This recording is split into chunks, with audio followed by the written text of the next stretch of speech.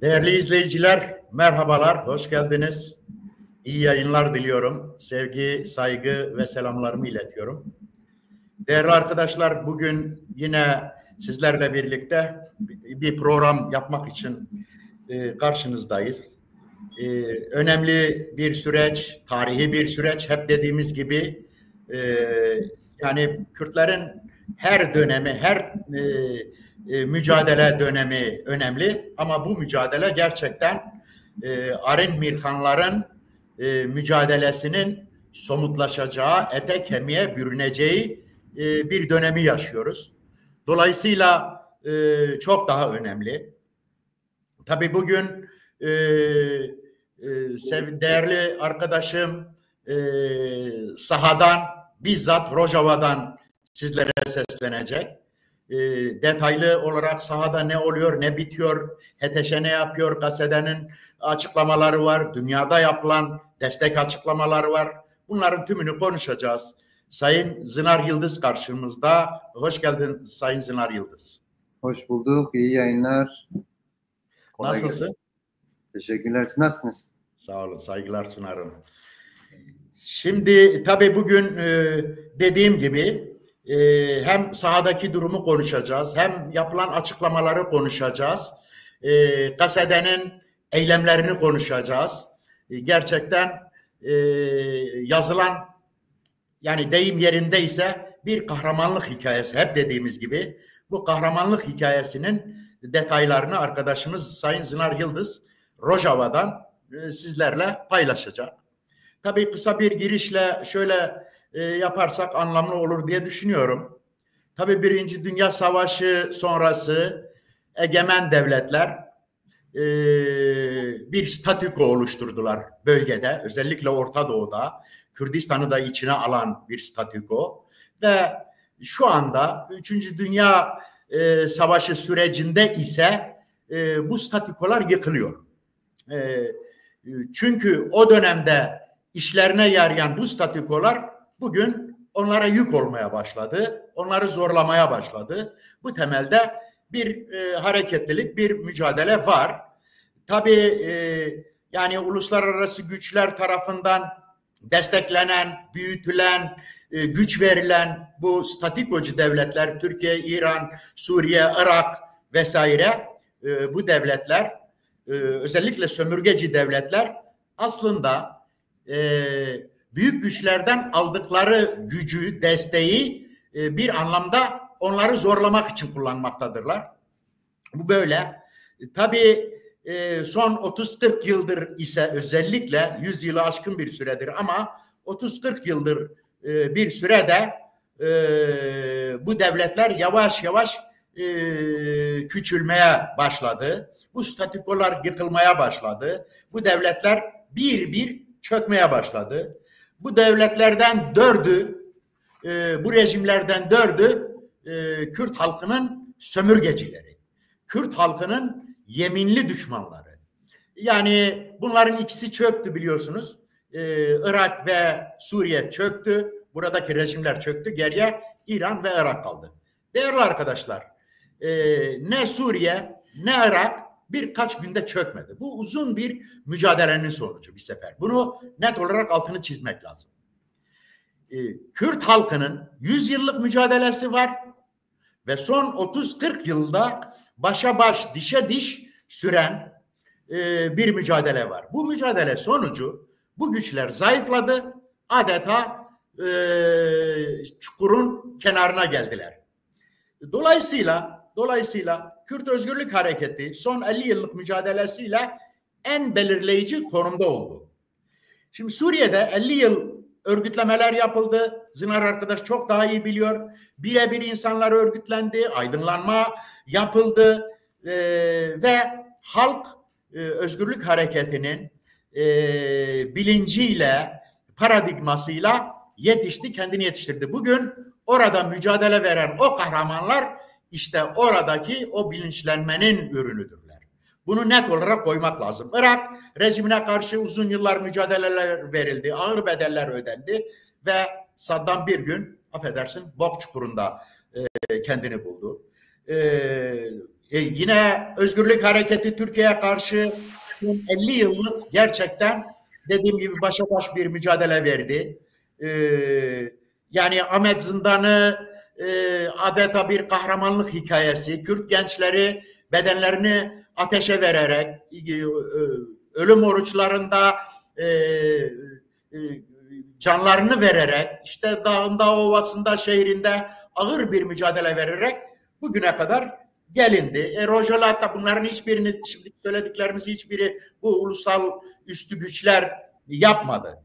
Kürt Özgürlük Hareketi'nin mücadelesi. Rojava'da Jinjiyan Azadi paradigması yaratıldı. Büyük bir güç haline geldi ve İran bununla da sarsılıyor. Şimdi kısaca Sayın arkadaşımız Zinar Yıldız'a bu temelde böyle bir açıklama yaparak, çünkü sahada çok önemli gelişmeler var, bunlara geçeceğiz. Buyurun Zinar arkadaş. Evet, belirttiniz yani özellikle Kürdistan açısından düşünülecek olursa uzun yıllardır yürütülen bir mücadele var. Neredeyse yarım asra varan bir mücadele sürecidir yani. 70'lerin başından itibaren özellikle Kürt Özgürlük Hareketi'nin Kürdistan'da gelişmesiyle başlayan bir özgürlük mücadelesi var. Ve bu sadece Kuzey Kürdistan ve Türkiye açısından yürütülen bir mücadele değildi. Zaman içerisinde bu işte ilk süreçlerle beraber 79'la beraber hareketin lideri Önder Abdullah Öcalan'ın Rojava'ya geçmesiyle beraber Rojava'ya yayılan, sonra gerilla hazırlıkları çalışmaları aşamasında 80'lerin başından 80-81'lerde Güney Kürdistan'a taşırlar.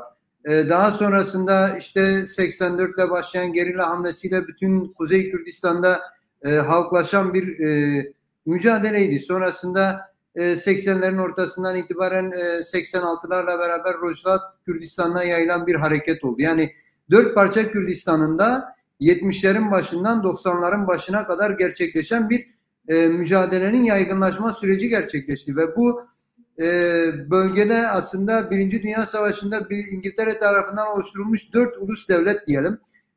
Bunlar temel rolleri aslında bölgede ulus devleti yayıp bu ulus devlet dışında kalan ulusları, azınlıkları, kültürel grupları bastırma, asimile etme, ortadan kaldırma amacıyla kurulmuş ulus devletlerdi her dördü açısından da.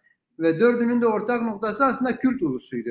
Bunu net söylemek, ifade etmek gerekiyor. Her 4 ülkenin de temel olarak hedefledikleri Kürt ulusunu asimile etmek, ortadan kaldırmak, tarihini bitirmek ve bu çerçevede bir yeni Orta Doğu şekillendirmekti aslında. Britanya'nın, işte İngiltere'nin hedeflediği, daha sonra Fransa'nın buna ortak olduğu, daha sonra 2. Dünya Savaşı ile beraber Amerika'nın buna ortak olduğu bir süreç yaşandı. Ve bu bugüne kadar geldi. Ancak 70'lerin başıyla beraber işte PKK hareketinin gerçekleştirdiği mücadele aslında İngiltere'nin bu ulus devletlerinin önüne koyduğu mücadeleyi boşa çıkardı. Kendi mücadelesiyle bunların amaçlarını boşa düşürdü ve bu amacın aslında gerçekleşemeyeceğini ortaya koymuş oldu. 2000'li yılların başından itibaren bunu fark eden güçler işte 99'la beraber aslında bu harekete yönelik bir komplo gerçekleştirdiler. Bu komployla aslında amaçlanan ulus devletlerin başaramadığını direkt kendi eliyle, NATO güçleri eliyle başarmaya çalışmaktı. İşte bu hareketi ortadan kaldırarak Kürtleri ortadan kaldırmak, Kürt hareketinin özgürleştirici gücünü ortadan kaldırmak, özellikle Orta Doğu'ya müdahale öncesi süreçte bu gücün Orta Doğu'da yaratabileceği değişimin önünü alabilmek için gerçekleştirilmiş bir komploydu ama İşte Önder Apo, halka olan bağlılığı, halkın Önder Apo'ya olan bağlılığı, hareketin çizgiye olan bağlılığı aslında bunu bu komployu boşa çıkardı. Bu komployu engelledi ve gelinen aşamada 2000'li yılların başından 2010'lu yılların başına kadar geçen 10 yıllık süre içerisinde aslında bu hareket tasfiye edilmedi. Önderliğinin içeriye atılmış olması, bütün komplolara, bütün iç tasfiyeci hareketlere rağmen bu hareket ortadan kalkmadı. Giderek de kendi ideolojisini yenileyerek, modernleşerek, demokratik uygarlık modernitesi adı altında yeni bir paradigmayla aslında süreci karşılayarak bölgeye daha fazla müdahale etme zeminini yakalamış oldu. özellikle Irak'a gerçekleştiren müdahalenin ardından PKK'nın da bu müdahale içerisinde kendine yer edinmiş olması, Irak'ta belli bir statü kazanmış olması, yani PKK'nın Kuzey Irak denilen işte Güney Kürdistan bölgesinde medya savunma alanları adı altındaki gerçekleştirilmiş olduğu bölgeler azımsanacak bir şey değildi yani. Bu kaostan faydalanılan bir durumdu aslında. Sonrasında diyelim işte 2010'la beraber, 2011'le beraber Suriye'ye gerçekleştirilen müdahalenin ardından yine Kürdistan Özgürlük Hareketi'ne ve çizgisine bağlı güçlerin, direkt PKK adına olmasa bile işte ona bağlı halk kitlelerinin, ona bağlı bu paradigmayı benimsemiş siyasal yapıların Rojava Kürdistan'da gerçekleştirmiş olduğu girişim, işte Tevdem adı altında, PYD adı altında gerçekleştirmiş olduğu girişimler aslında Suriye'deki krizden nasıl bir çözümün çıkabileceğine dönük bir perspektifti. İşte 2012 ile beraber Tevdem adı altında yine daha değişik isimler adı altında gerçekleştirilen örgütlenmeler. Biz bu krizin bir tarafı değiliz. Bizim çizgimiz, bizim paradigmamız belli. Biz Orta Doğu'nun her yerinde halkların eşit, özgür ve demokratik birlikteliğini savunan, demokratik ulus ruhuyla gerçekleştireceğimiz demokratik özerk yönetim sistemi adı altında bütün Suriye'de de olabilir, bütün Orta Doğu'da da olabilir, bu paradigmayla biz bir sistem kurabiliriz. Bütün sorunların çözümlerini bu çerçevede gerçekleştirebiliriz adı altında bir proje gerçekleştirdiler ve bu proje 2012'den itibaren hem Suriye'de hem Rojava Kürdistan'da hem diğer Kürdistan parçaları açısından hem de Orta Doğu'nun yaşadığı sorunlara, krizlere bir çözüm modeli olma alternatifiyle ortaya çıktı. Yani bu öyle basit bir şey değildi.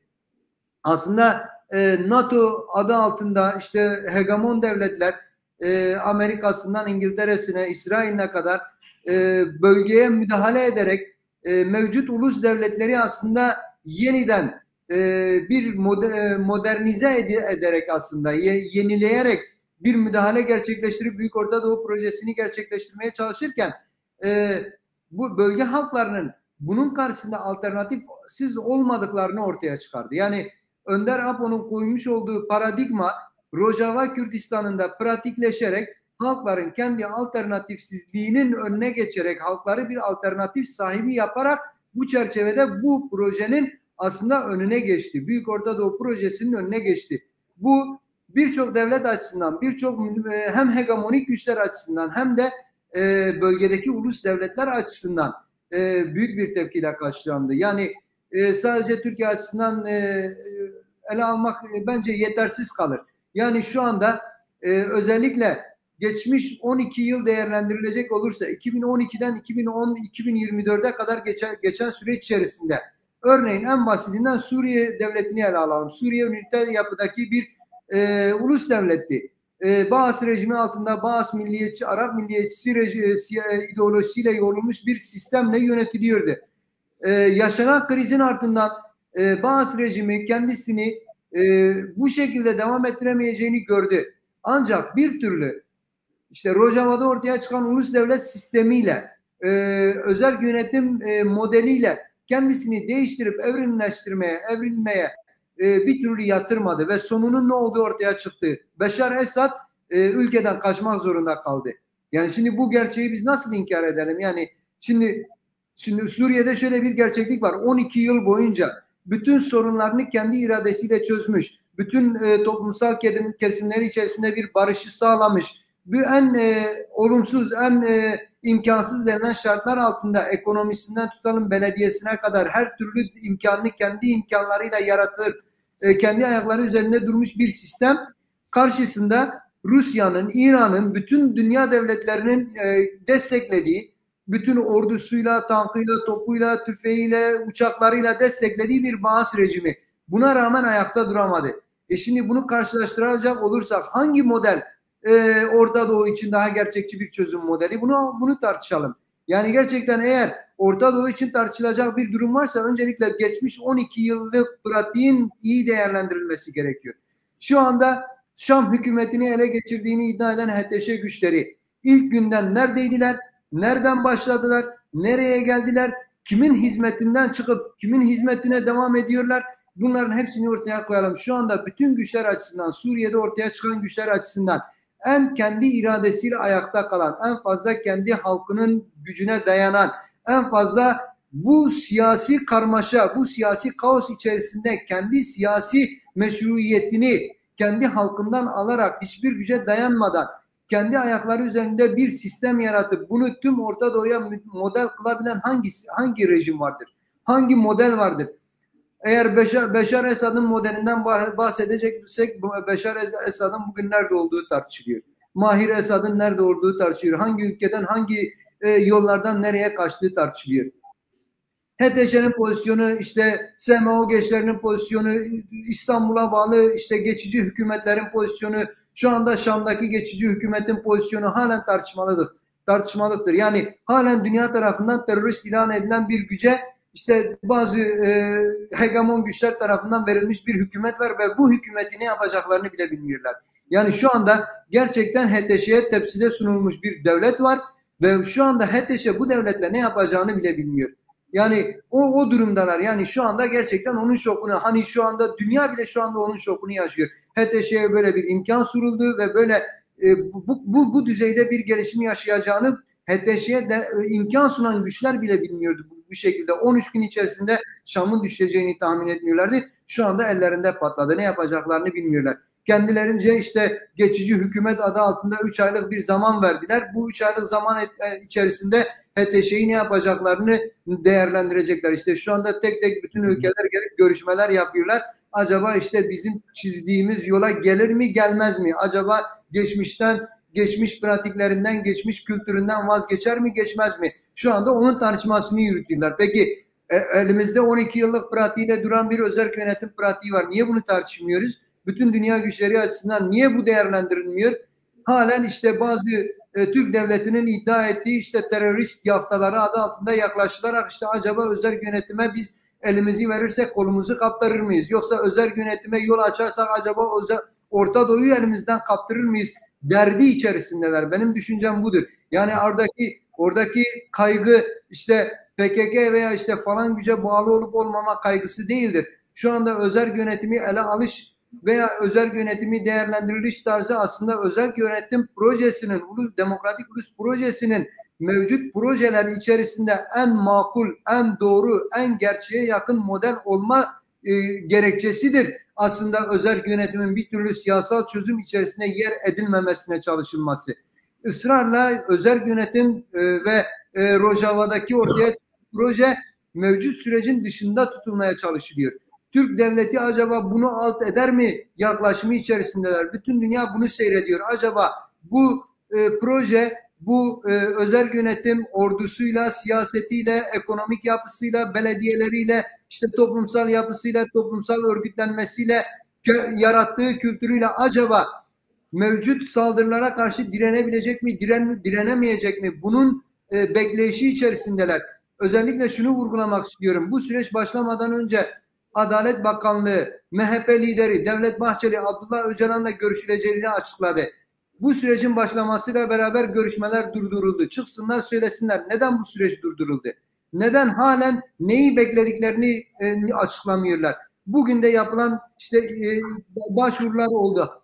Halen Adalet Bakanlığı'nın görüşmeyi ertelediği ve bu uygun koşulların oluşmadığı iddia ediliyor. Bu uygun koşullar nedir açıklansın? Özerk yönetimin, Rojava sisteminin ortadan kalkması mı bekleniyor? Özellikle bu nokta önemli bir noktadır. Çünkü Rojava'da yürütülen bir Abdullah Öcalan paradigmasının modelizasyonu var. Bu modelin Orta Doğu'ya sunmuş olduğu bir proje var ve bu projenin kendisini ispatlama, kendisini koruma ve kendisini savunma potansiyeli var. Bu potansiyel elinden alınarak Abdullah Öcalan'ın yanına gidilmesi düşünülüyor. Abdullah Öcalan'a işte senin projen yenildi denilerek gel bize teslim ol dayatması yapılıyor. Bu anlamıyla aslında şu anda Rojava'da yürütülen direniş sadece Rojava, Kürdistan'ın veya işte bölgedeki halkların Asurisiyle, Ermenisiyle, Arabıyla, Kürdüyle, Türkmeniyle yapmış olduğu bir direniş değil. Aslında onu çok aşan bir direniş var. Kapitalist modernitenin yenilgisine karşı bir direniş var veya dayatmalarına karşı bir direniş var aslında. Demokratik modernite kapitalist moderniteye karşı şu anda Rojava'da direniyor. Bunu görmek gerekiyor. Özellikle ısrarla Amerika'nın bu ateşkes süreciyle aslında dayatmak istediği de oydu. Gelin teslim olun dayatmasıydı. Türk devletine teslim olun dayatmasıydı.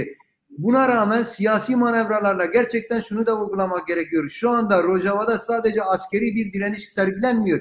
Siyasi bir direniş sergileniyor. Diplomatik bir direniş sergileniyor. Bütün toplum kültürel bir direniş içerisindedir. Bir direniş kültürü oluşmuştur. Savaşçıları mevzilerde dünyanın en çirkef, en hov, en dişi kanlı çeteler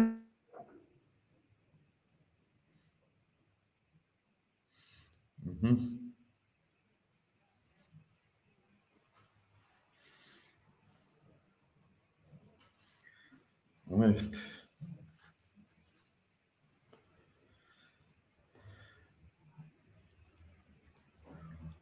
İnterneti orada zayıf arkadaşlar.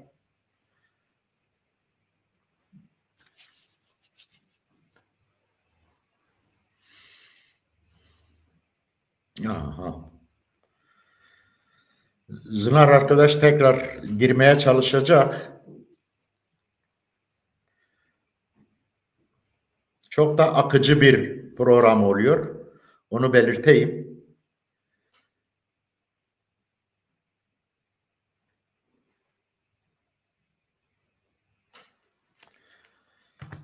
Evet.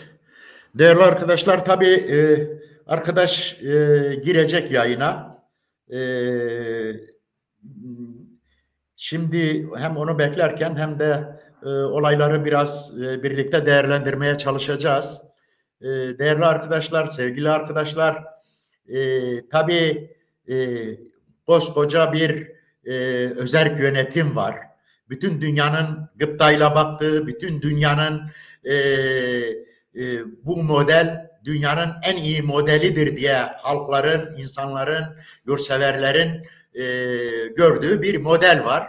Dolayısıyla bu modeli engelleme çalışmasıdır aslında. Dört bir koldan bu modelin diğer halklara örnek olmaması için başta Türkiye olmak üzere birçok güç bunun mücadelesini veriyor. Ama inanın her programda belirttiğim gibi biz Zınar arkadaş da aslında belirtti. Biz Suriye Demokratik Güçlerinin, savunma güçlerinin, GASEDE'nin, YPG'nin, YPJ'nin stratejik aklına sonuna kadar güveniyoruz. Zaten dikkat ederseniz bugüne kadar onlarca defa Türkiye'nin özellikle bazı planları boşa çıkarıldı. Tel Rifat'ta, Şerava'da halkı kalkan yapacaklardı. Halkı özgürlük güçlerine karşı kullanmaya çalışacaklardı.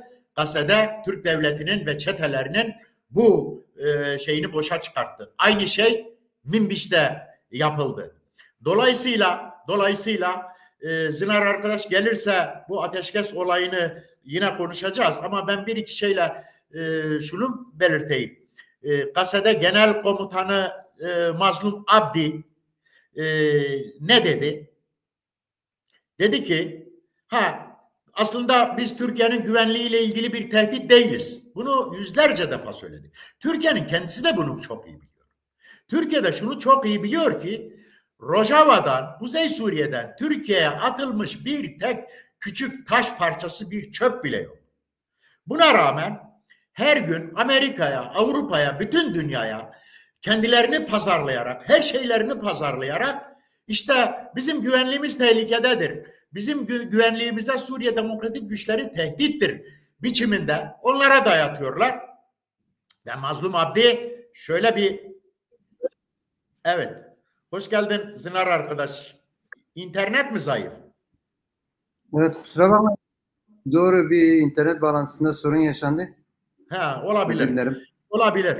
Şimdi bu konuya ilişkin bir iki cümle daha söyle. Ben ondan sonra somut durumlara da geçeceğiz biraz. Evet. Yani belirtmek istediğim şuydu aslında, yani genel olarak sahada yaşanan durum özellikle özel yönetim açısından, Rojava'daki direniş açısından paradigmal bir durumdur. Paradigmanın gerçekleştirmiş olduğu bir direniş var. Bu anlamda hem siyasal anlamda hem diplomatik anlamda hem de askeri anlamda bir saldırı altında mevcut bölge ve bu anlamda her anlamda bir direniş söz konusu. Bunu belirtmek istiyordum aslında. Teşekkür ederim. Bunu zaten Türkiye Devleti'nin oyunlarını, planlarını sen internet gidince birkaç cümleyi açıkladım ama size çok geniş anlamda soracağım.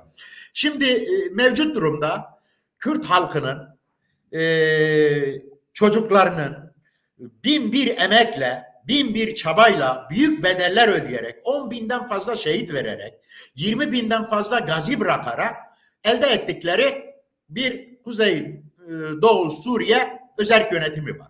Aslında bütün dünya bu yönetimin insanlık için nasıl iyi bir yönetim modeli olduğunu çok iyi biliyor. Bunu Avrupa'dan heyetler, siz oradasınız, siz Rojava'dasınız. Yani Katalonya'dan, bugün yine Katalonya'dan sanıyorum bir heyet gitti. Mazlum Abdi'yle görüştü. Onu da şey yaparız, konuşuruz. Yani bütün dünya, hani diyorlardı ya, sol bitti, işte demokrasi bitti, her şey artık egemen güçlerin, egemen sınıfların elindedir denilen bir noktada, özellikle real sosyalizmin çözülüşünden sonra dünyaya yeniden bir umut olan özerk bölge var.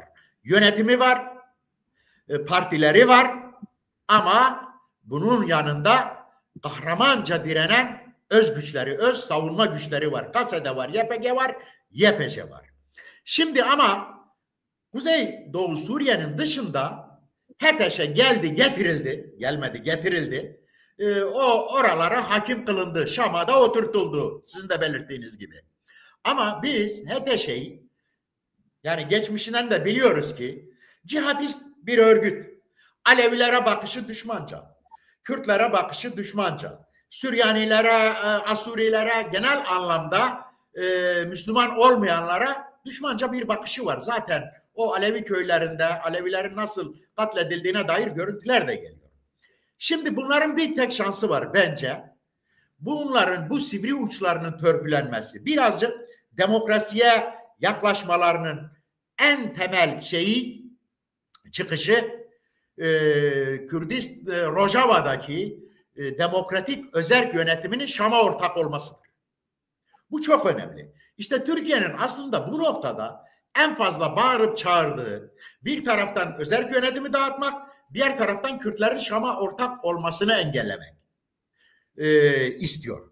Yani bu temelde tabii bana göre bu HTŞ'nin de dünyada, çünkü özerk yönetim, Kürtler dünyada meşru bir halktır. Bunu bütün dünya biliyor. Meşruiyetini kazanması için de aslında buna mecburdurlar. Bu anlamda Kuzey Doğu Suriye yönetimi çok güzel bir beyanname yayınladı. 10 maddelik. Bu işte genel kapsayıcı bir hem Kürtlerin Suriye Şam'a ortak olması, Suriye yönetimine ortak olması ve bu beyanname ile ilgili detaylı anlatımın ne olabilir? Buyurun. Evet, yani yeni bir şey değil. Öncelikle şunu söyleyeyim. Yani özerk yönetimin Suriye açısından ortaya koymuş olduğu çözüm projesi bugün 10 maddelik bir bildiriyle beyan edilmiş bir durum değil ve HTŞ açısından da özel bir durum değil. Bu 10 maddelik bildirge daha öncesinden özellikle Beşar rejimine dönük de sunulmuş bir projeydi. Yani özerk yönetim şunu iddia ediyor. Diyor ki biz Suriye'de gerçekleşen krizin çözümünün tek yoluyuz. Bizim elimizde çözümün anahtarı var. Halkların nasıl birlikte yaşayabileceğine dönük, dinlerin nasıl bir arada barış içerisinde yaşayabileceğine dönük, özellikle ekonomik anlamda bu halkın sorunlarının nasıl çözümlenebileceğine dönük. Yine kültürel anlamda Suriye'nin tarihsel olarak yaşamış olduğu kültür birlikteliğini bundan sonraki nesillere nasıl taşıyabileceğimize dönük. Halklar arasındaki birlikteliği dinciliğe, milliyetçiliğe, ırkçılığa düşmeden nasıl çözebileceğimize dönük elimizde projeler var. Biz bunun için iddialıyız. Biz bu konuya talibiz. Gelin beraber biz Suriye'deki bütün sorunları çözelim. Yani bu beyan edilmiş 10 maddenin özü bunu tarif ediyor. Aslında şimdi mesela Türk devleti Rojava'ya dönük saldırılarında en büyük gerekçelerinden birini neye dayandırıyor? Bölücülük. Aslında bölücülüğü yapan Türk devletinin kendisidir. Şu anda Türk devletinin Suriye'de ele geçirmiş olduğu, işgal ettiği alanları Suriye devletinin ne kadar bir parçası olarak görebiliyoruz. Şu anda HTŞ olarak adlandırdığımız Şam'da hükümeti almış olan güç kendisi şunu iddia edebilir mi? Şu anda Afrin'i Türk devletinden alabilmeyi iddia edebilir mi? Eğer gerçekten Türk devleti Suriye'nin bütünlüğünden yanaysa Afrin'i HTŞ'ye devretsin, görelim. Veya Serikani'yi Grispi HTŞ'ye, Şam hükümetine devretsin, görelim.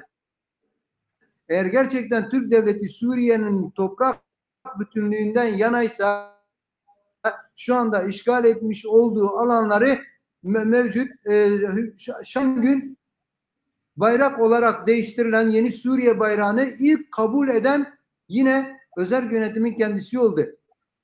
Daha öncesinden Baas rejimiyle arasına sınır koyduğunu, çünkü güvenlik sorunu vardı. Kendini koruma sorunu vardı. Baas rejimiyle kendi arasına sınır koyduğunu ilan eden özerk yönetim yeni hükümetin oluşmasıyla beraber bu sınırları kaldırdığını parçalamış olsaydı bu sınırları kaldırır mıydı? Bu gümrükleri kaldırır mıydı? Bayrağı ortak bayrak olarak ilan eder miydi? Şam'da oluşturulan geçici hükümete ilk çağrıyı yapan, gelin beraber bu sorunları çözelim diye ilan eden özerk yönetim olur muydu? Gerçekten eğer özerk yönetim Suriye'yi parçalama derdinde olsaydı, Rojava'yı parçalama derdinde olsaydı, eğer öyle bir iddiası olsaydı Minbic'i tutma iddiasında niye olsun? Şu anda Halep'te kalan halk, Eşrefi ve Şeyh Maksud'da kalan halk neden Halep'te kalma iddiasındadırlar? Niye özellikle Eşrefiye ve Şeyh Maksud halk meclisleri Halep'ten çıkmama kararı almışlardır? Eğer parçalama gibi bir derdi olsaydı gelirlerdi Cizire'ye, Cizire'de kendi bölgelerinde kendi bu toprak parçalarını koparırlardı, özgür yaşarlardı. Eğer öyle bir özerk yönetimin öyle bir iddiası olsaydı. Özerk yönetimin öyle bir iddiası yoktur. Özerk yönetimin Suriye'yi parçalama iddiası yoktur. Eğer özerk yönetimin Suriye'yi parçalama iddiası olsaydı 12 yıldır Rojava Kürdistan'ında dalgalandırılan bayrak işte bölge bayrağı olarak ilan edilirdi. Bir hükümet ilan edilirdi. Biz Şam'daki hükümeti tanımıyoruz derdi. Kendi devletimizi kuruyoruz derdi. Ama bunu yapmadı. Özerk yönetim ilk günden itibaren Şam'da oluşturulan hükümete çağrısını yaptı. Biz Suriye'nin çözümlerinin ortak olarak çözülebileceğini iddia ediyoruz. Bu konuda elimizde proje vardır. Al sana 10 maddelik proje. Biz bu projeyi daha önce Şam'da bulunan diğer hükümete de sunduk. Size de sunuyoruz. Gelin beraber bu sorunu çözelim dedi. Eğer gerçekten özerk yönetim ayrılma derdinde olsaydı bunu yapmazdı. Şimdi iddia ediliyor Enekes'e işte biz işte İstanbul hükümetiyle ortak hareket edeceğiz. Asıl şu anda Suriye'yi bölme derdinde olanlar İstanbul'da oturan hükümettir. Bunu çok derinden iddia ediyorum yani. Şu anda Şam hükümetiyle anlaşmaya varmayan tek hükümet varsa o da İstanbul'da oturan Türkiye'ye bağlı İtilaf hükümetidir. Geçici hükümet olarak ilan ettikleri hükümettir. Eğer bir bölücülük yapılıyorsa Suriye'de bunu yapan Türk devletidir. Daha ilk günden Halep kalesine gidip Türkiye bayrağını asan Ankara hükümetidir. Eğer özerk yönetim kendi bayrağını götürüp Halep'e asmış olsaydı, Eşrefi Şeyh Maksud'a asmış olsaydı Türkiye haklıydı o konuda. O zaman gerçekten özerk yönetim bölücülük yapmış olacaktı. Ama ilk günden daha Beşar Esad'ın Suriye'de olup olmadığı belli değilken Türk devleti istihbarat üyeleriyle kendine bağlı çeteler eliyle Halep kalesine götürüp Türk bayrağını astılar. Geçen gün Emevi Camii'nde MİT başkanı namaz kılarken onun arkasından Türk bayrağı astılar. Eğer gerçekten bir bölücülük yapılıyorsa Suriye'de bölücülüğü yapan Türk devletinin kendisidir. Bunu gerçekten görmek gerekiyor. Türkiye devleti şu anda Suriye'yi parçalayıp kendi misak-ı milli sınırlarını çizerek eski Osmanlıcılık anlayışını tekrar bölgede hakim kılmaya çalışıyor. SMO adlı çeteler bunun içinde oluşturulmuş bir piyon güçtür. Halep'ten Münbic'den Cizire alanına kadar bütün bölgeyi ele geçirerek Suriye'den parçalayıp Suriye'ye bölmeye çalışan aslında Ankara hükümetidir, MİT'tir ve Türkiye ordusudur. Bunu açık bir şekilde ifade etmek gerekiyor. Kimse bunu işte özel yönetim Suriye'yi bölüyor adı altında bunun kılıfı altına girmesine gerek yoktur. Yani eğer siyasi olarak değerlendirilecekse bence en öncelikle bunu değerlendirmek gerekiyor. Ve bunu boşa çıkaran aslında bu strateji, Türkiye'nin bu stratejisini boşa çıkaran özel yönetimin Şam hükümetine sunmuş olduğu 10 maddelik projedir işte. Doğru. Bence o projeyi bu şekilde ele almak gerekiyor. Bu proje Suriye'yi demokratikleştirme projesidir. Suriye'nin birlikteliği projesidir. Suriye halklarını bir arada yaşama, geçirme projesidir. Bence o şekilde ele almak gerekiyor bu projeyi. Doğru. Teşekkür ederim. Tabii aslında senin de belirttiğin gibi Suriye'yi yıkan Türkiye'dir. Bunu yapmak lazım. Yaptığı bütün angajmanları, bütün çabaları Suriye'yi bu hale getirmekti zaten. Bu anlamda öyle bir şey var. Tabii şimdi aslında HTŞ'yi de kontrol etmek istiyor. Bu konuda çok yoğun çaba içerisinde. Yani şunu söyle, yani bir binayı düşünün. Bir binanın yıkım ekibi başkadır. Onu yıkar ama yıkım ekibi binayı yapamaz.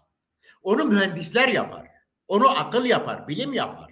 Türkiye gibi bilimden uzaklaşmış, dünyaya başka kapıdan bakan, daha 1500 yıl önceki kafayla bakan gerici, yobaz, cihatist bir anlayış orasını yapamaz, orasını düzeltemez. Yapsa yıkar. Onun için şimdi tabii HTŞ'yi de kontrol etmek istiyor. Bu belli. Kürtlere karşı da kullandırmak istiyor. Bu da belli. Şimdi bu konuda tabii statüyü dağıtmak istiyor. HTŞ'yi de Kürtlere karşı savaştırmak istiyor. Bu çabayı da çok iyi biliyor. Siz daha iyi biliyorsunuz. HTŞ'yi böyle çeşitli görüşmelerle bilmem nelerle getirerek bizim üzerimize salmak istiyor. Şimdi HTŞ'nin bileşenlerini ben çok iyi bilmiyorum. Siz daha iyi biliyorsunuz. HTŞ'nin bileşenleri nasıldır? Türkiye'nin bu oyunlarına gelme potansiyeli var mıdır? Evet. Şimdi HTŞ'yi şöyle değerlendirmek gerekiyor. Tabii HTŞ'nin bir geçmişi var. El-Kaid ile Jolani'nin Bağdadi ile olan ilişkileri vardı. Aslında bir yerde çelişkileri de vardı. Bağdadi daha çok bütün Orta Doğu'ya dönük bir İslam devleti kurma peşindeydi ve bu anlamda Irak'tan yola çıkarak bütün Suriye, oradan işte bütün bölgeyi ele geçirme, Arap coğrafyasını aslında ele geçirmeye dönük bir projeydi.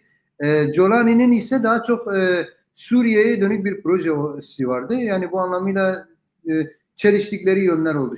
Onu söyleyeyim. Yani 2012'den beri de sahadayım. Yani o konuda ben bazı gözlemlerim de oldu. Yani özellikle 2013'te Serikani Savaşı sürecinde El-Nusra'nın bizimle çok fazla El-Nusra'yı bizim üzerimize saldı. O noktada bir şey oldu. Serikani'ye ilk girdikleri süreci hatırlıyorum. İlk girdikleri süreçte biz de sahadaydık.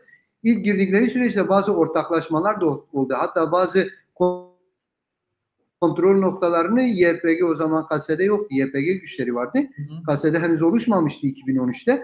YPG güçleriyle El-Nusra güçleri aynı kontrol noktasında beraber kontrol noktası tuttular. Yani kendi gözlerime gördüm. Şahit olduğumuz şeylerdi yani. Fakat sonrasında Türkiye'nin 2013 sürecinde, fakat sonrasında MİT devreye girdi yani. 2013 tam DAEŞ'in Suriye'ye müdahalesinden hemen öncesinde Türkler aslında El-Nusra'ya müdahale ederek öyle bir çatışma ortamı ortaya çıkardılar. Hatta şunu ben direkt El-Nusra savaşları içerisinde şunu duymuşum, yani kendi kulaklarımla duyduğum şeylerdir. Bize Türklerin söylediği Kürtler kafirdir. Hatta bazı YPG'liler namaz kılıyorlardı. Hani yerel güçlerdir yani, YPG savaşları da yerel güçlerdir. Namaz kılıyorlardı. Yani.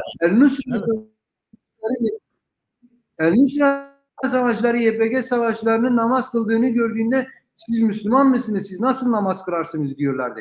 Türkler aslında El Nusra'yı Kürtlere karşı bu şekilde tahrik etti yani. Bunlar kafirdir, bunlar domuzdur, bunlar bilmem nedir, bilmem ne dölüdür diyerek aslında o şekilde El Nusra cihadist örgütleri El Nusra içerisinde yine El Nusra ile hareket eden o dönemdeki cihadist kesimleri Kürtlere karşı tahrik ettiler. Sonrasında 2014 sürecinde DAEŞ ile beraber bu çok daha yaygınlaştı. Hatta şunu biliyorum, Jolani o süreçten sonra özellikle Kobani yenilgisinden sonra hem DAEŞ içerisindeki bazı DAEŞ emirleri hem de El Nusra'daki bazı kesimler şu tespiti yaptılar. DAEŞ'in yaptığı en büyük hata Türkleri dinleyip Kürtlere saldırmaktı.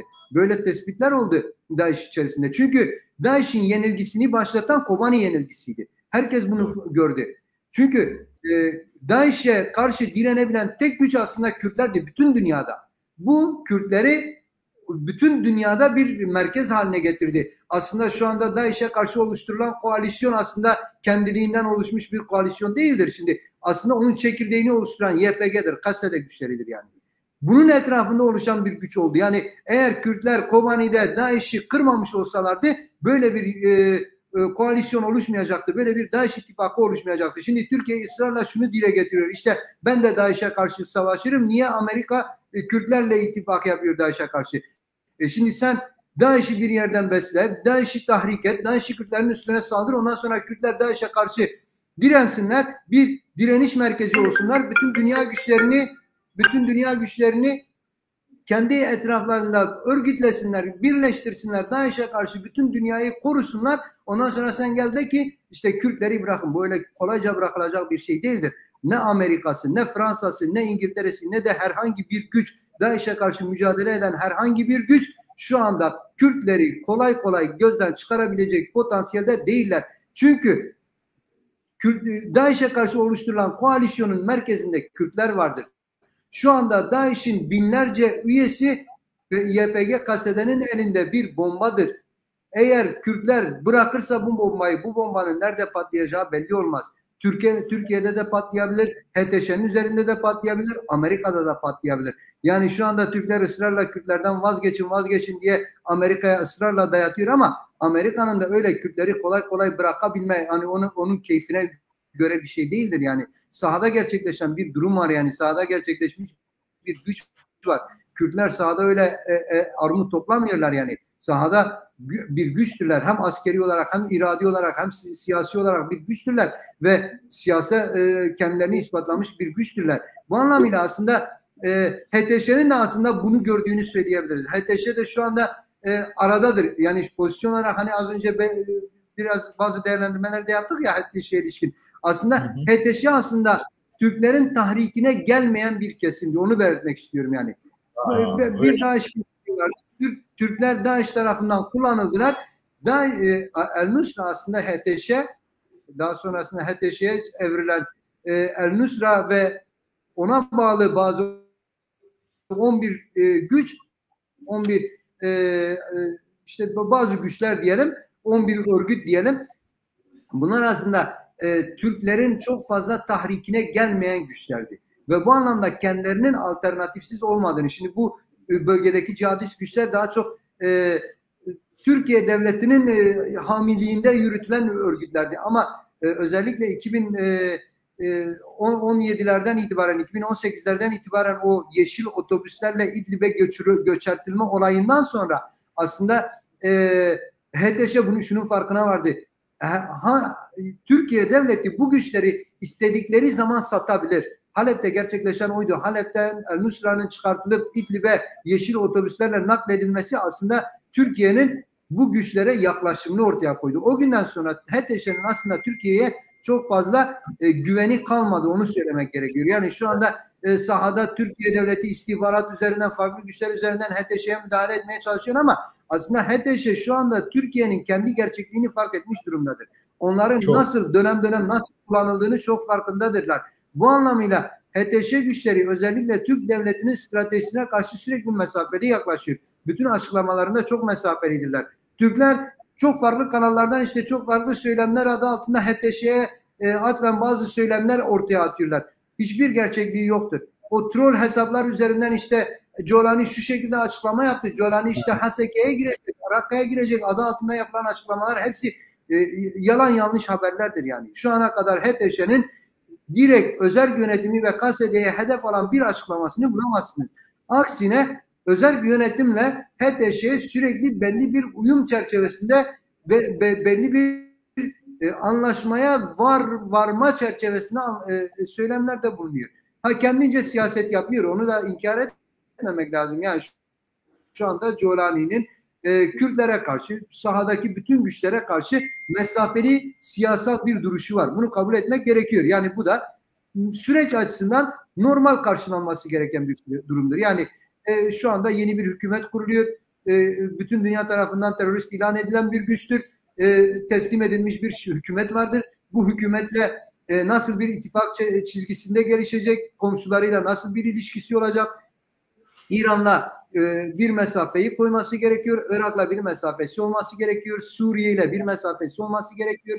Yine iç güçlerle belli bir diyalog ve mesafe ittifak arayışında olması gerekiyor. Bunu komşu ülkelerle dengelemesi gerekiyor. Yani HTŞ açısından şu anda gerçekten zor bir süreçten geçiyor. Onu da belirtmek gerekiyor. Yani geçmiş pratiklerini bir yana koyarsak dünya açısından yeni bir imaj kazanmaya dönük çabaları içerisinde HTŞ'nin zorlandığı bir süreçte olduğunu belirtebiliriz. Bu anlamıyla 3 aylık bir işte geçiş sürecinden bahsettiler. Burada aslında kendi pozisyonlarını belirlemeye çalışacaklar. Birçok açıdan hem İsrail'e karşı pozisyonlarını belirlemek zorundalar. Çünkü şu anda İsrail'de işte Dürzi halkının hakları, yine güneydeki Golan Tepeleri ve Suriye hattı üzerinde böyle bir girişimi var İsrail'in. Yani Suriye topraklarında kendi varlığını ilerletme çabaları var. Yine Türkiye'nin işte özel yönetimi bahane ederek Suriye içerisinde müdahale etme, kendine zemin yaratma şeyi var. Bu HTŞ'nin SMO ile ilişkisi ne olacak? HTŞ'nin Suriye Demokratik Güçleriyle, KSD ile ilişkileri nasıl olacak? Bunlar hepsi aslında önümüzdeki süreçte HTŞ açısından belirleyici sorular olarak duruyor. Ve bu HTŞ açısından şöyle bir durum da var. Yani şu anda HTŞ kendi içerisinde homojen bir yapı gibi duruyor. İlerisinde bu evrilme, bu değişim HTŞ içerisinden bir ayrılığa yol açar mı açmaz mı? Bu da bir tartışma konusudur. Çünkü dedik ya yani belli bir gelenekten geliyor. El-Kaide, DAEŞ geleneğinden geliyor. Onlarla yer yer çatışıp yer yer benzeşen bir süreç yaşadı. El-Nusra'yla işte HTŞ'ye evrilme süreci yaşadı. Şimdi önümüzdeki süreçte bu süreçler gelecek açısından ne kadar etkili olur? HTŞ içerisinde o homojenlik ne kadar bir birlikteliğe dönüşür ya da işte ayrışıma dönüşür? Bunlar takip edilip gözlemlenmesi gereken süreçler. Ama hani şu ana kadar henüz işte çok daha bir ay bile olmadı yani. Geçen ayın 27'sinde gerçekleşen bir süreç. 27'sinde bir süreç. İşte 8 Aralık'ta oldu. 8 Aralık'ta Şam hükümeti devrildi. Bunlar hükümet olarak 9 Aralık'ta başbakan belirlediler. Yani 9 Aralık'tan bugüne 10 günlük bir süreçtir. 10 günlük bir süreç açısından bunu ne kadar değerlendirebiliriz bilemiyorum. Yani HTŞ ne kadar bu süreci karşılayabilir ya da yani şu an erken onu belirleme açısından onun tespitini yapmak erken. Doğru.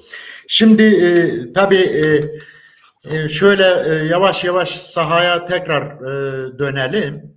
Tabii birkaç gün önce YPJ Genel Komutanlığı çok önemli bir açıklama yaptı. Diyor ki YPJ yani dünyadaki güçler, birçok güç YPJ'nin direnişine metiyeler düzüyor.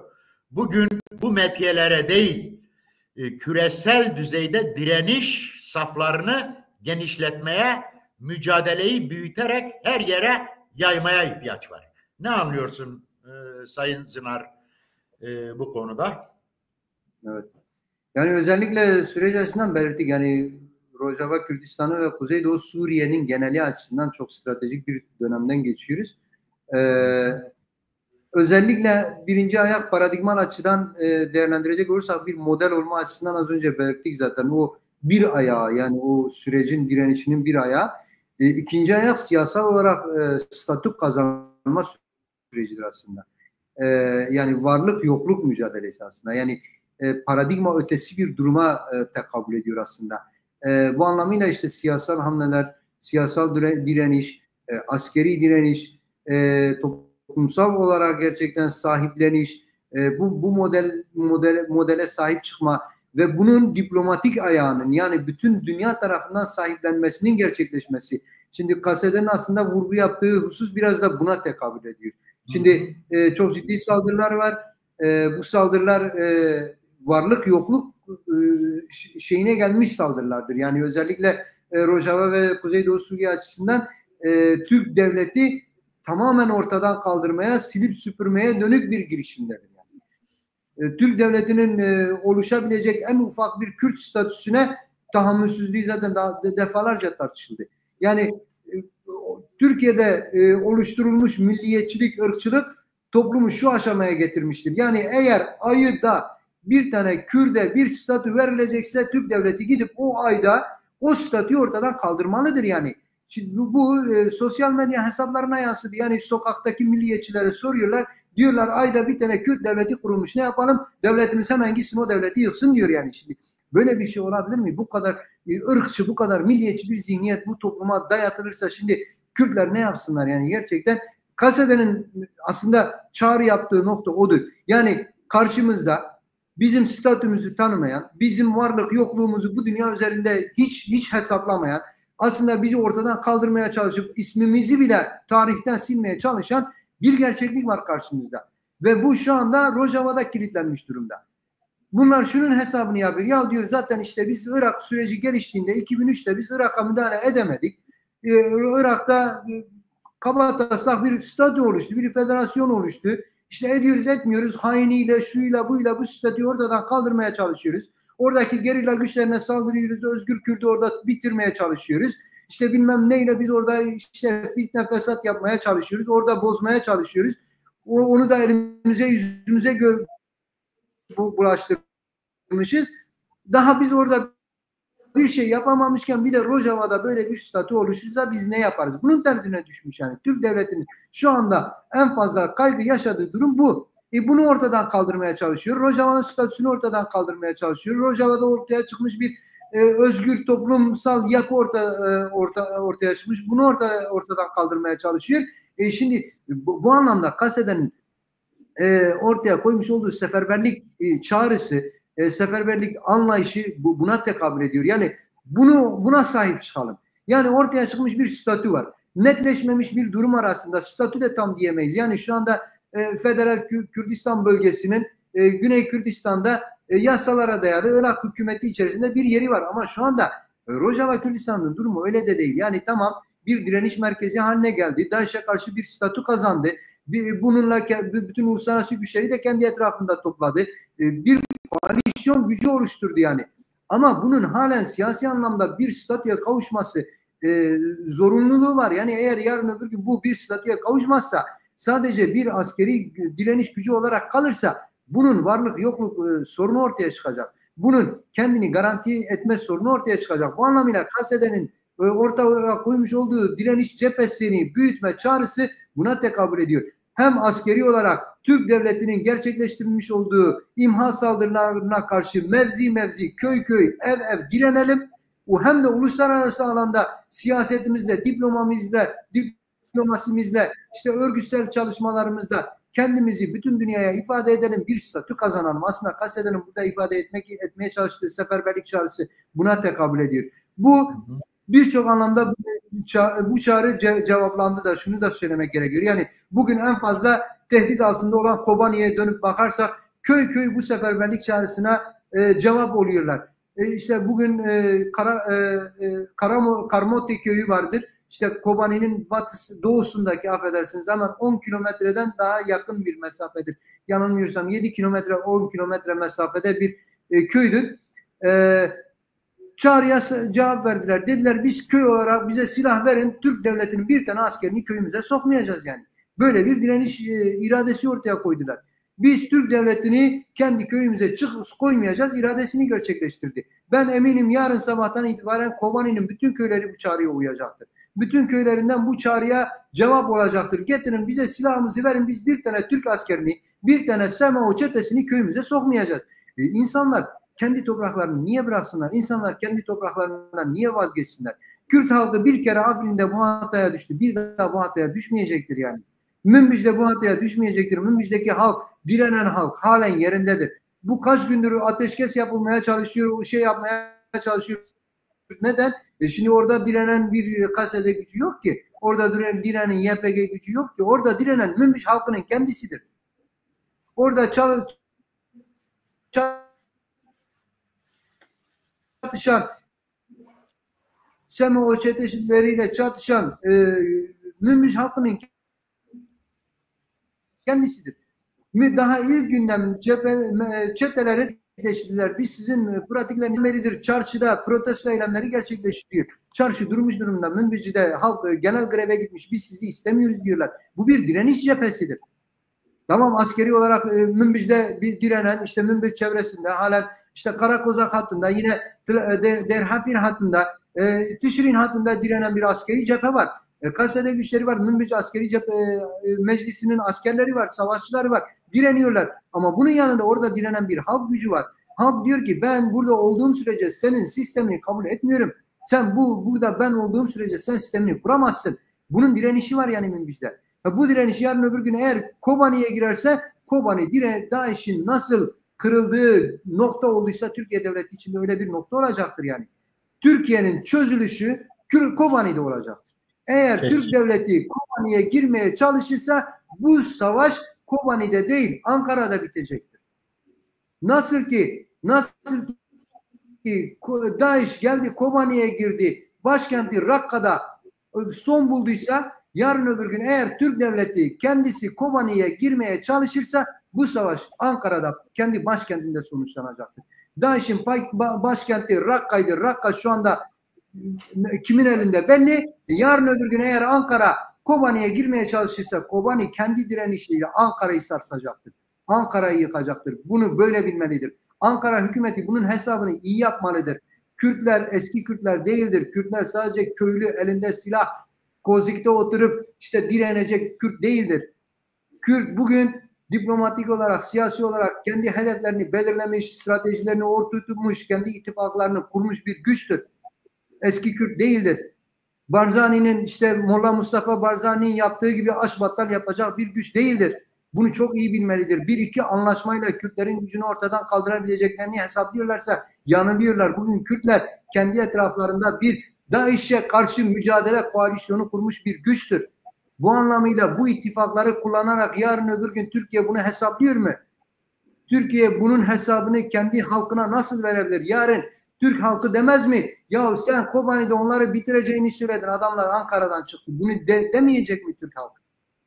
Bunun hesabını yapabiliyor mu peki Türkiye devleti? Türk halkı yarın bunun hesabını kendi hükümetlerinden, Erdoğan'dan, Bahçeli'den sormaz mı yani? Bunu iyi hesaplamalılar. Bunu iyi bilmeliler. Bu anlamıyla yani seferberlik çağrısı, Kasede'nin gerçekleştirmiş olduğu seferberlik çağrısı nasıl DAEŞ'e karşı yürütülen mücadelede 2014'te ortaya çıkarılan seferberlik ruhuysa, ki Kobani'de bu bir ulusal birliğe dönüştü. Bir uluslararası birliğe dönüştü. Bütün dünya internasyonelleri geldi Kobani'de savaştı. Bütün Kürtler peşmerge gücüyle, gerillasıyla, YPG'siyle, Kasedesiyle geldi Kobani'de savaştı ve bir dünya gücü haline geldi. Bir dünya gücü haline geldi ve bugün bütün dünyada yayılmış, adı duyulmuş bir güçtür yani. Eğer Türk devleti bunu göze alıp Kobani'ye saldıracaksa Hodri meydan diyor Kasede. Yani Kasede'nin de açıklamasını bence bu şekilde ele almak gerekiyor. Doğru. Teşekkür ederim. Evet. Şimdi tabii sömürgeci Türk devleti hep dediğim gibi, yani ben biraz siz şey yaparken anlattım. Benim güvenlik, bütün dünyaya bunu yayıyor. Amerikalıları sıkıştırıyor, diğerlerini zorluyor, ona taviz veriyor. Benim güvenlik endişem var. Bunlar PKK'lidir. PKK açıklama yapıyor, işte 2 gün önce açıkladı. Biz yokuz diyor. Yöneticileri yokuz diyor. Kasede açıklıyor. Sadece Sayın Öcalan'ın paradigmasını uygulamaktan başka bizim iyi şey olarak, organik olarak PKK ile bir ilişkimiz yok. Bu net. Şimdi buna rağmen sürekli bunu bahane ederek saldırıyor. İşte Afrin bunun için Giresun'u oralar işgal edildi. Şimdi Kobani'ye saldırarak orayı işgal etmek istiyor. Tabii bu konuda ABD ile dediğiniz gibi görüşmeler sürüyor ama Kasada Genel Komutanı evet buyurun madem diyorsanız ki bizim güvenlik endişemiz var biz Kobani'de ama bu çok önemli bir asker olmayan bir bölge yaratacağız. Biz kendi askerlerimizi, kendi savaşçılarımızı çekeceğiz. Ama birileri bu konuda çok namussuzluk yaptılar. Kasada Genel Komutanı o gün açıklama yaptıktan sonra troller ve Güney menşeili diyeceğim bazı kesimler işte Kasada teslim oldu, şeyi verdi. Kasada Genel Komutanı'nın dediği şu, biz askeri olarak çekileceğiz ama oradaki meclisler, komünler, özerk yönetim devam edecek. Siz Mazlum Kobani'nin ağzından biz burayı yönetim olarak da bırakıyoruz diye bir cümle duydunuz mu? Yok böyle bir şey. Ama bunu yapmaya çalıştılar. Aslında bu olay Türkiye'nin bütün şeyini alt üst etti. Kimyasını bozdu ve bütün kozlarını elinden aldı. Şimdi Amerikalılarla gitsin konuşsunlar. Sayın Kobani diyor ki Amerikalılar sizin güvenliğinizi Amerika sınırın güvenliğini Amerika sağlasın. Ben Amerika'ya da güvenmiyorum da diyemez herhalde. Yani dolayısıyla bu çok önemli bir nokta. Bence kısa kısa geçerek yapalım bu açıklamalar çok önemli. Onları da soracağım çünkü. Buyurun. Yani Kasede'nin Türkiye'nin argümanlarını boşa çıkarması anlamında ne düşünüyorsunuz? Buyurun. Yani Kasede'nin zaten savaş karşısındaki pozisyonu belli. Yani Kasede şunu savunuyor. Benim hiçbir ülkeyle ve güce karşı saldırı pozisyonda değilim. Birinci pozisyon bu yani. Birinci açıklama budur. Biz saldıran bir güç değiliz. Bize karşı gerçekleştirilecek her saldırıda da biz kendi coğrafyamızdaki halkları korumakla yükümlüyüz. Yani YPG'si de, YPC'si de, askeri meclisleri de bunların çatı örgütlenmesi olan Kasede'de stratejik olarak askeri pozisyonu bu şekilde belirlenmiş durumda. Bizim hiçbir güce karşı ne komşu güce, ne içimizde yer alan güce, ne Suriye'deki herhangi bir güce karşı saldırgan pozisyonda değiliz. Bunu belirtiyor. Bize saldıran olursa da biz kendimizi kanımızın son damlasına kadar savunuruz. Yani belirttiği budur. Askeri bir güç olarak kendisini bir saldırgan ordu olarak nitelendirmiyor. Bir savunma gücü olarak nitelendiriyor. Kendisi üzerinde tehdit hisseden güçler de olabilir. Yani Kasede'yi kendisine bir tehdit hissediyor. Tamam, Türk devleti buna karşı bir tehdit mi hissediyor? Arabulucular gelsin. İlk günden itibaren Mazlum Abdi'nin kendisi Kasede komutanlığından Mazlum Abdi'nin kendisi şunu iddia etti. Gelsin Amerika girsin aramıza. Bir ateşkes anlaşması sağlansın. Biz size saldırmıyoruz. Siz bize saldırıyorsunuz. Tamam. Orta yolunu bulalım. Münbiş'te de böyle bir öneri de geldi. Münbiş'te de aynı şeyi yaptı. Dedi gelin o askeri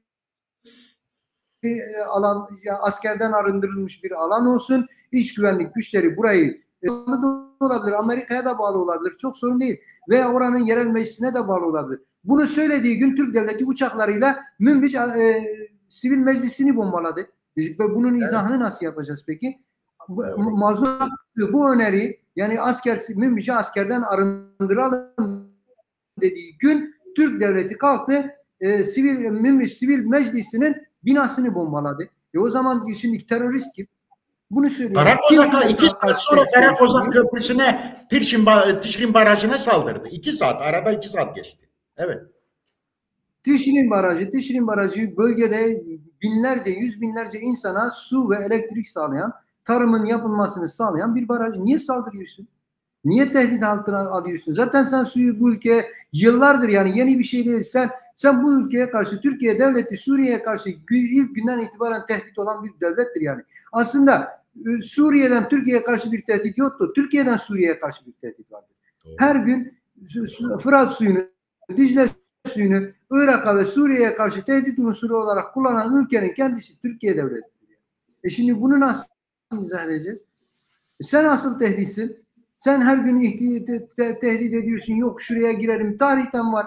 Ya Abdullah Öcalan'a karşı gerçekleştirilen komploda yok girerim, yok şurayı alırım, yok burayı alırım. Bişar Esad'a ilk çatışmada yok gireceğiz biz Emevi Camii'nden çıkacağız. Asıl tehdit kimdir? Yani Suriye'ye karşı tehdit kimdir? Suriye'ye karşı en büyük tehdit Türk devletinin kendisidir yani. Suriye'den Türkiye'ye dönük bugüne kadar bir tane mermi atılmamıştır. Aksine şu anki Dışişleri Bakanı Hakan Fidan MİT Başkanı iken demiştir biz gideriz oradan 3-5 tane füze atarız onu gerekçe yaparız. Yani kendileri bunları kendi dilleriyle söylediler. Yani şu anda Suriye'den Türkiye'ye karşı herhangi bir tehdit yoktur. Eğer bunun garantör ülkelerle sağlanması da isteniyorsa Mazlum Abdi'nin açıklaması budur yani. Garantör ülkelerle gelsinler araya girsinler yani. Ama sen kendin ne giriyorsun? Yani sen buradan ne istiyorsun yani? Teşekkür ederim.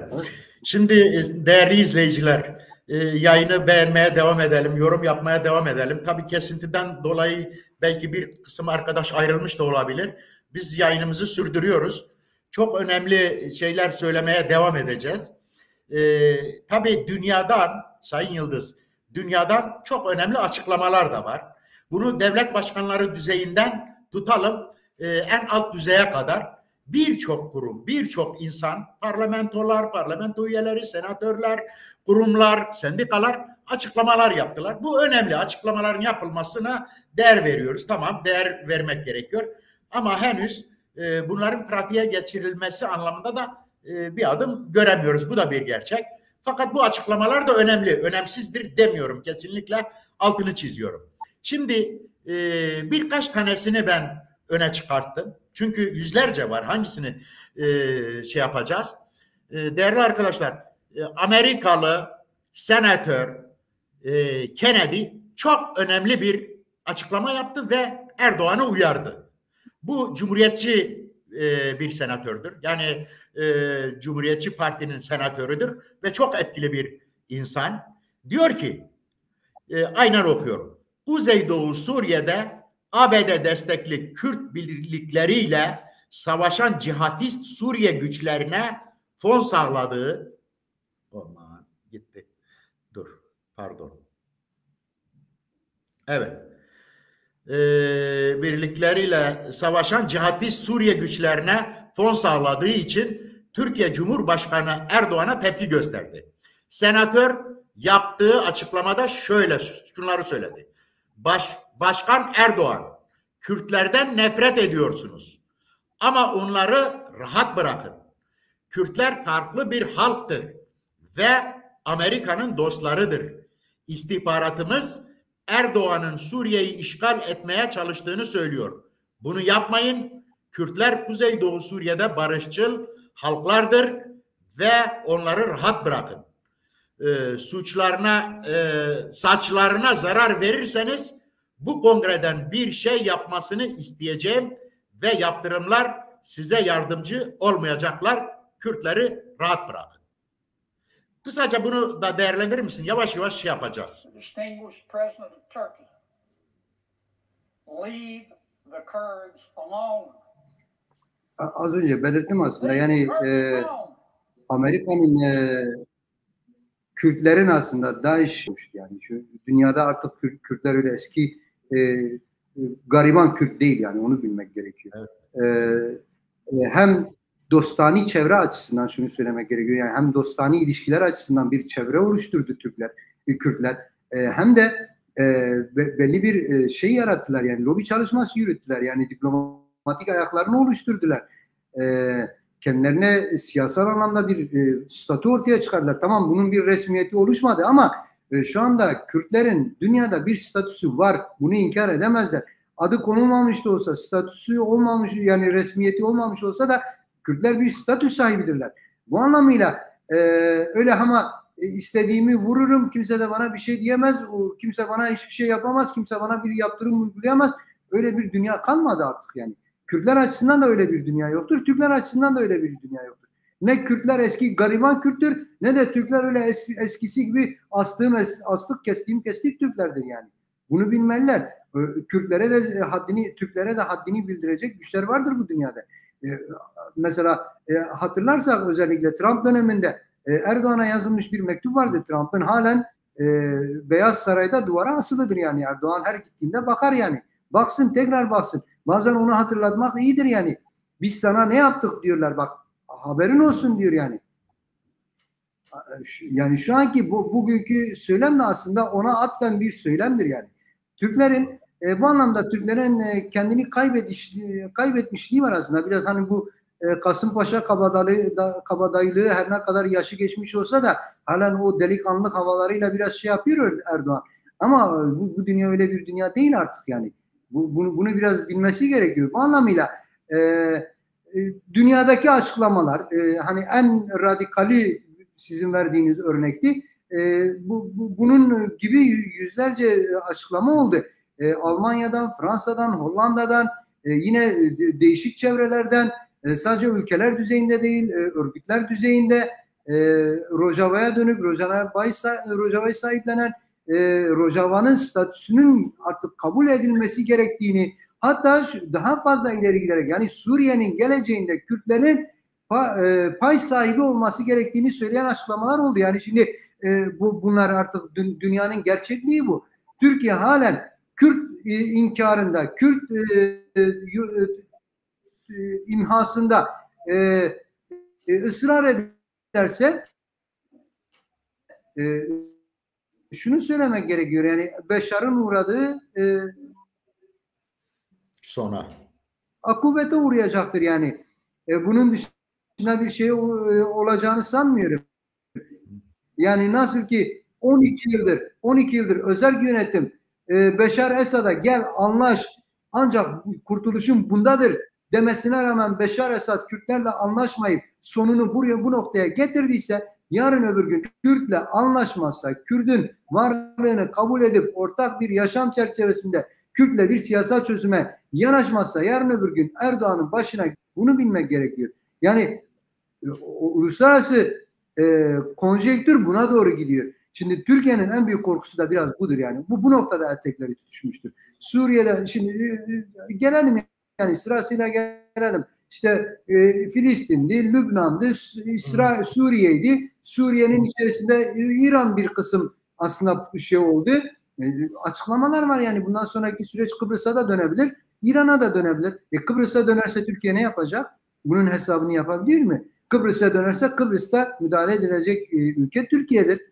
Eğer enerji hatları, yollar, işte Büyük Orta Doğu projesinde İsrail ve İngiltere'nin hesapları düşünülecek olursa bundan sonraki müdahale iki ayaklıdır. Ya işte Kıbrıs üzerinden Türkiye'ye doğru gerçekleştirilecek bir müdahaledir ya da Irak üzerinden İran'a doğru gerçekleştirilecek bir müdahaledir. İkisi de Suriye'nin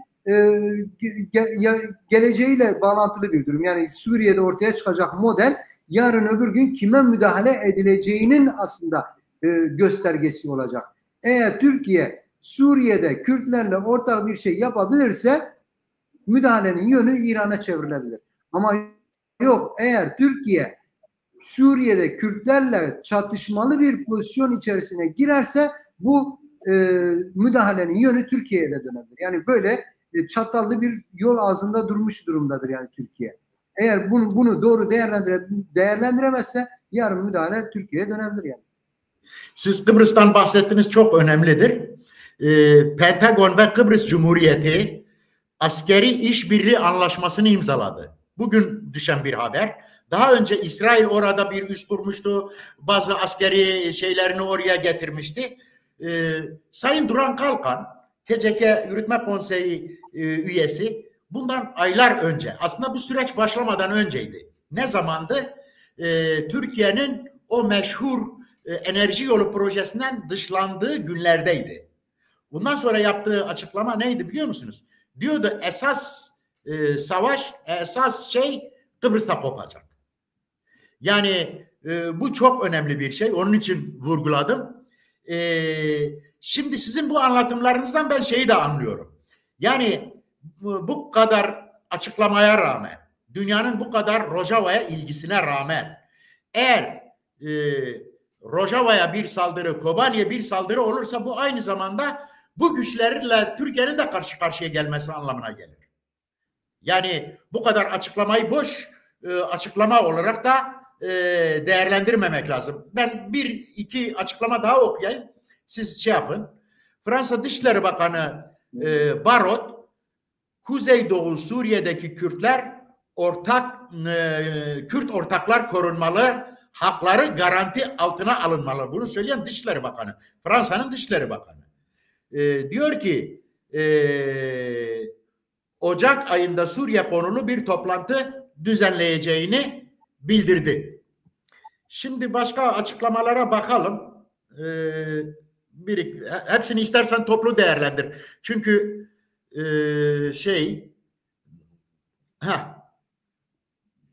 Hollanda'nın açıklamasını bulmak istiyorum. Evet. Fransa eski başkanı Hollande alarm çığlığı atacağım. Kürtlere saldırı kabul edilemez dedi. Fransa'nın eski Cumhurbaşkanı François Hollande IŞİD'e karşı mücadele Suriye Kürtlerinin verdiği mücadelenin önemine dikkat çekerek alarm çığlığı atacağım. Suriye'deki Kürtlere saldırı kabul edilemez diyor. Birçok açıklama var. Yani şimdi hangisini okuyalım? Siz toplu olarak bir değerlendirin. Ondan sonra da zaten programı biraz açtık. Sorun değil. Bizden sonra kimse yok. Program yok. Buyurun.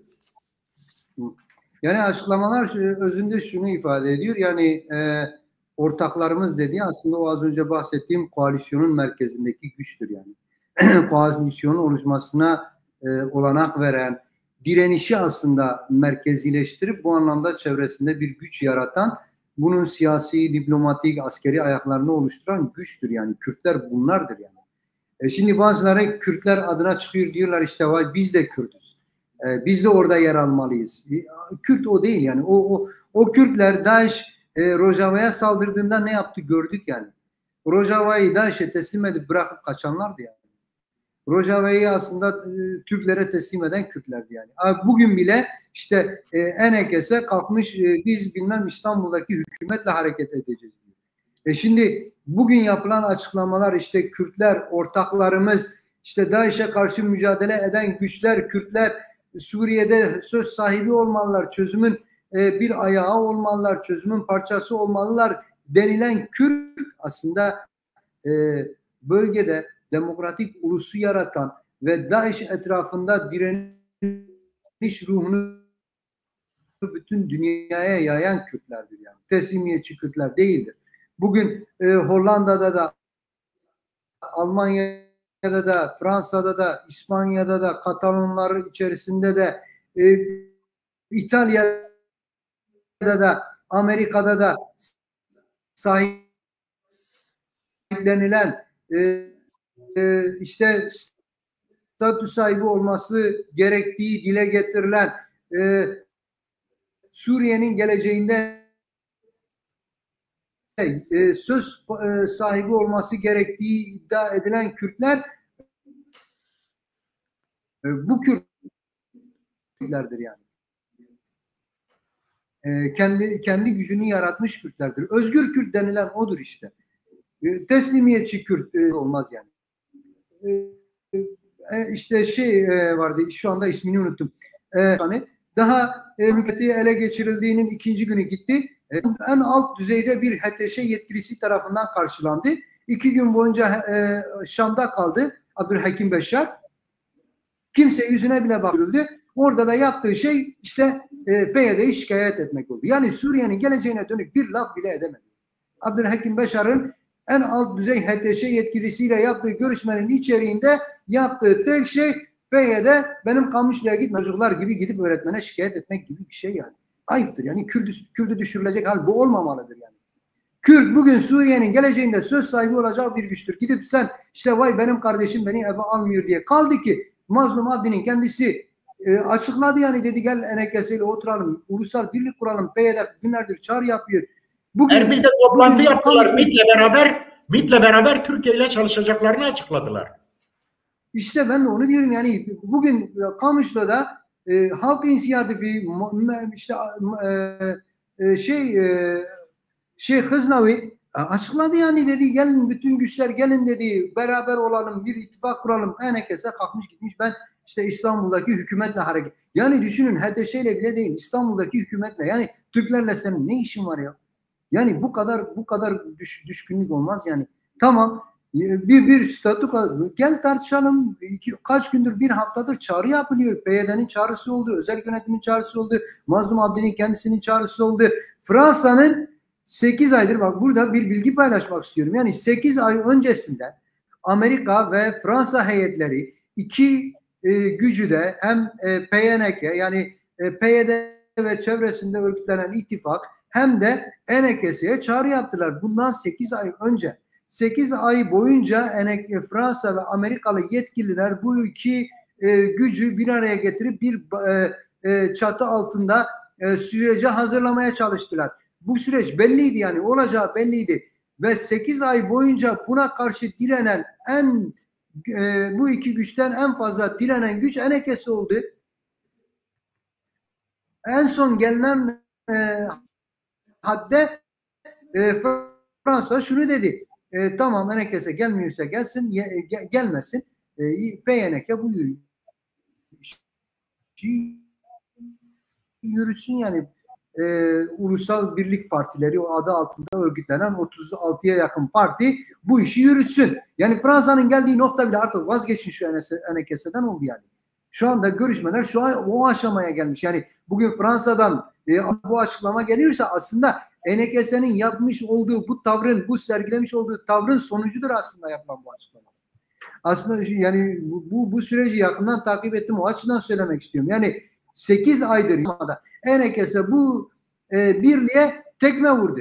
ENKS bu birliği dağıttı ve bu güçler, bu birliği sağlamaya çalışan güçler tavırlarını PYNK'den yana koydu, PYD'den yana koydu, özel yönetimden yana koydu ve özel yönetimin Suriye'nin geleceğinde Kürt varlığı olarak yer alması gerektiğini iddia ediyorlar şu anda.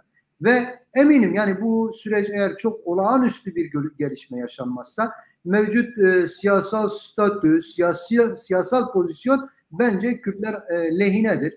Özellikle ENKS'yi artık bence bir Kürt gücü olarak saymamak gerekiyor. SMO çatısı altında örgütlenen çete yapılanmalarından biridir. Yani o şekilde ele almak gerekiyor. Zaten gidip bize işte özel yönetimi şikayet etmeleri de bunun bir göstergesi. Evet. Evet, yani program biraz da uzadı zorunluluktan. Tabii böyle eklemek istediğin sorun değil, ucu açık yani. Senin zamanın varsa. Çünkü biz Edip Gözeger diye bir sanatçı arkadaşımız var. Onun senin saatine uygun olsun diye sen 6 demiştin kendi saatinizle. Yani bizim saatimizle, daha doğrusu Avrupa saatiyle. Onun için ayarladık. Sağ olsun Edip Gözeger'e de çok teşekkür ederim. Onun yerine aldık. Böyle daha da söylemek istediğin, belirtmek istediğin, önemli, çarpıcı bulduğun ne varsa söyleyebilirsin. Buyurun.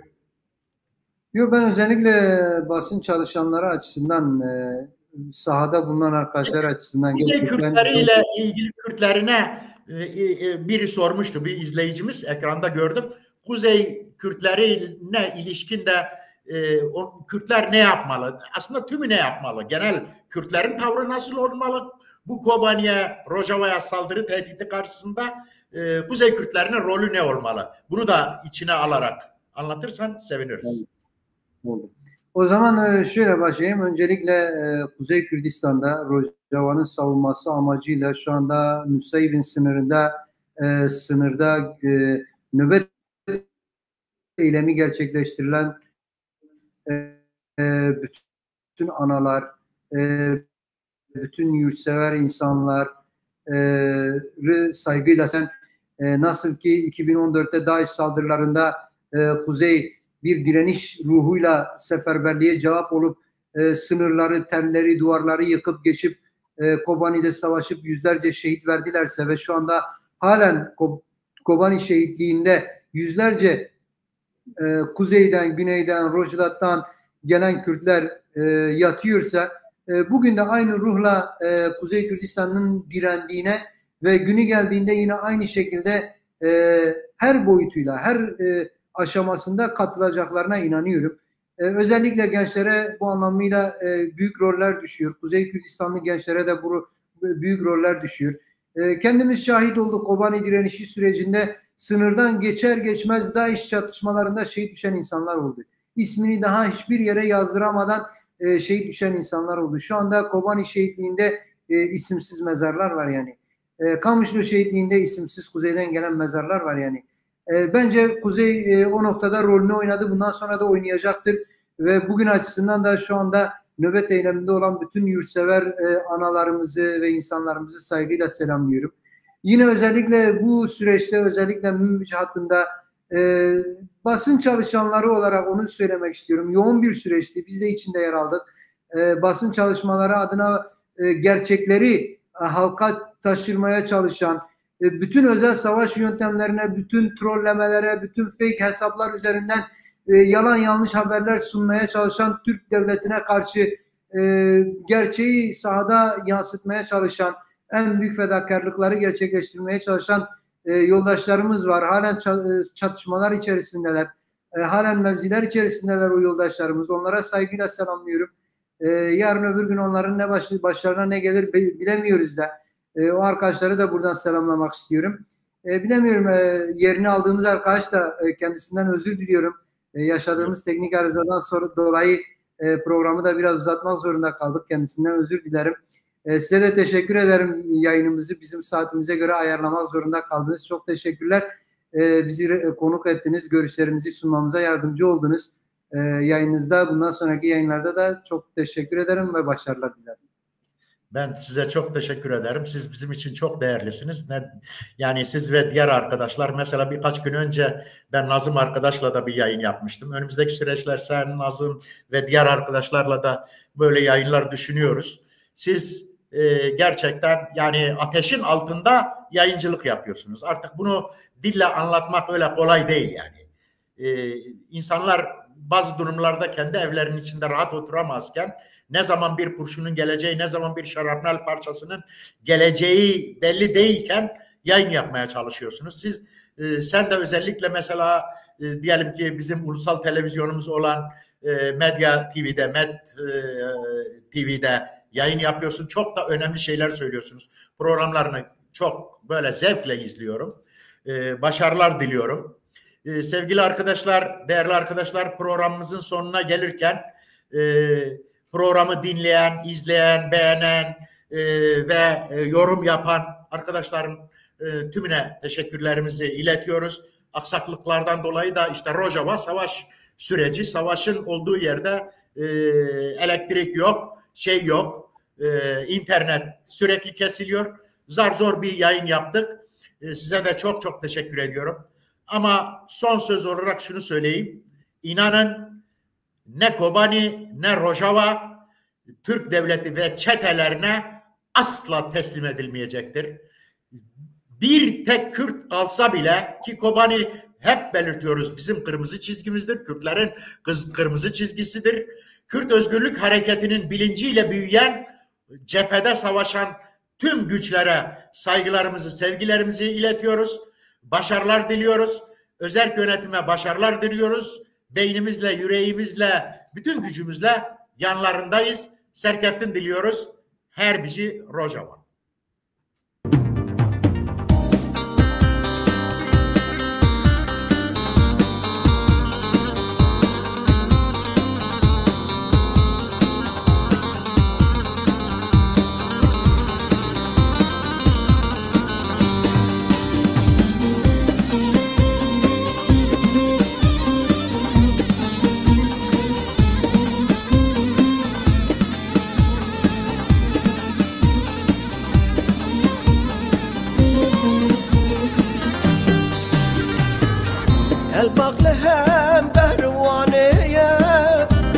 سرکشات لانه من زیرانا یار پرسکر قیزا میره بوتانه آخو یامان آمان آمان من حرام بو خواشبان